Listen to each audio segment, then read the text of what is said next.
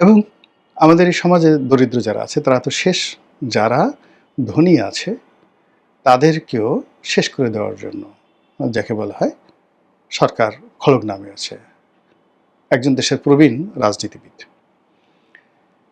রাজনীতিবিদ কর্নেল অলি আহমেদ, তিনি তার দুঃখের একটা কথা বলছিলেন যে তার কাছে একটা অনেক পুরনো একটা গাড়ি আছে, এখন সেটা সে বিক্রিও করতে পারছে না, ব্যবহারও করতে পারছেন না। যখন সে এমপি ছিল সেই আমলে তার সেই গাড়ির ট্যাক্স এসে যায়, অর্থাৎ সে ব্যবহার করে না, বিক্রিও করতে পারে না, ডিমোরালাইজ করতে পারে না, কিন্তু ওই নম্বরটা তার কাছে আছে, এই জন্য তাকে প্রতি বছর 2 লাখ টাকা করে সেটাকে ট্যাক্স দিতে হয়। তো এই বছর সেই যে গাড়ির যে সিসি, সেই গাড়ির সিসি অনুযায়ী এই বছর সে তার ভদ্রলোকে ট্যাক্স আসছে 5 লাখ টাকা। তো উনি যে বক্তব্য দিচ্ছেন 2 লাখ সময় উনি বক্তব্য দিচ্ছেন, আর 5 লাখের সময়টাতে তার বক্তব্য মানে তার ঘুম হারাম হয়ে গেছে। এই ভদ্রলোকের কোনো আয় নাই, রোজগার নাই, তার একটা ছেলে, সে চাকরি করে, সে একটা বাড়ি সরকার থেকে সে একটা জায়গা পেয়েছিল, সেখানে কোনো মতো একটা 4তলা বাড়ি করেছে, লিফটও নাই, 4তলা বাড়ি করেছে, 2টা তলাতে সে থাকে, 2টো তলা ভাড়া দিয়ে থাকে।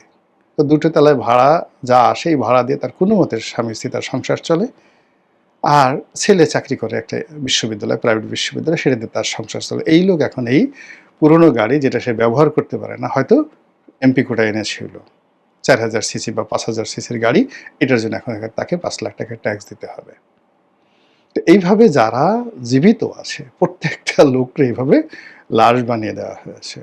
এখন আমার মতো মানুষ, অন্যান্য যারা আছেন, যাদের ব্যবসা বাণিজ্য আছে তাদের কথা আলাদা, কিন্তু যাদের ধরেন এই গত 3 বছর কোনো ব্যবসা নাই, বাণিজ্য নাই, 2টো গাড়ি আছে, ব্যবহারও করতে পারছে না, কিন্তু এই নম্বর প্লেটের জন্য তাকে সরকারকে ট্যাক্স দিতে হবে।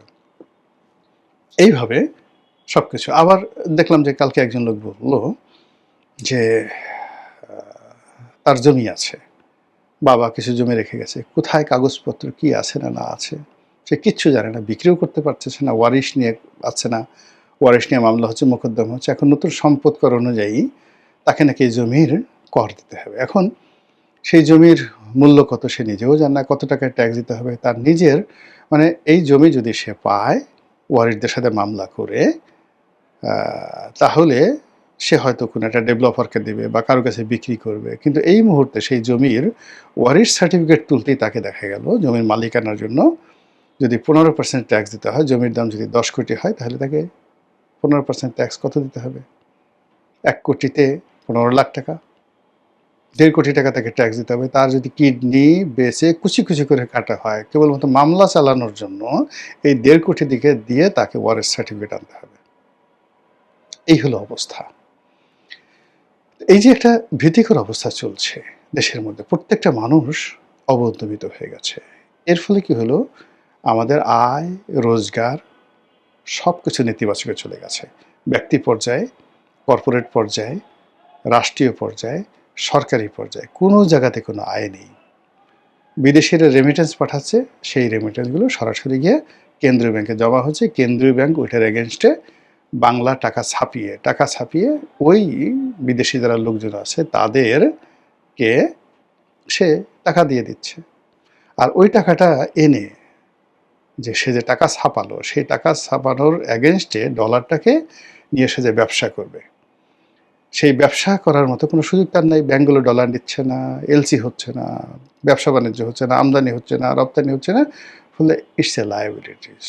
এবং এটা যদি এখন $50 বিলিয়ন চলে যায়, $100 বিলিয়ন যায়, এগুলো দিয়ে শুধু লোন পরিশোধ করা যাবে, কিন্তু এগুলো যদি আমদানিতে ব্যবহৃত না হয়, এগুলো যদি প্রজেক্টে ব্যবহৃত না হয়, এগুলো যদি নতুন শিল্প প্রতিষ্ঠানে ব্যবহৃত না হয়, তাহলে এই ডলারগুলো আমাদের ইনফ্লেশন বাড়াবে, ডলারের মূল্য কমিয়ে দেবে।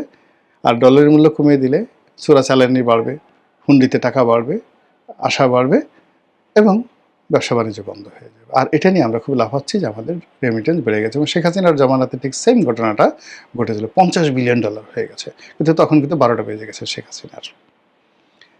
এর মধ্যে আমাদের দেনা, বিদেশি দেনা, ইউনূস জমানাতেই $20 বিলিয়ন মতো সে ঋণ করেছিল, এবং লোকাল মার্কেট থেকে 2 কোটি টাকা, মাত্র 1.5 মাসে 2 কোটি টাকা লোকাল মার্কেট থেকে নিয়েছে, আর আন্তর্জাতিক বাজার থেকে 20 বিলিয়ন। $1 বিলিয়ন মানে 12,000 কোটি টাকা।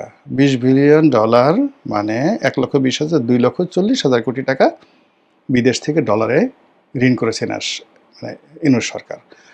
আর দেশের ব্যাংক বিমা থেকে তারা নিয়েছে আরও প্রায় 2 লক্ষ কোটি টাকা। এই সরকার 4 মাসে প্রায় 70,000 কোটি টাকা নিয়েছে ব্যাংক থেকে 4 মাসে। তারপর বিদেশ থেকে কত নিয়েছে এখন পর্যন্ত আমরা জানতে পারি না। তো বুঝেন ব্যাপারটা যে কিভাবে কি হচ্ছে। এই গেল অর্থনীতি, এবং এই অর্থনীতি কিন্তু এই সরকারের 12টা বাজাবে, আর কিছু করা লাগবে না।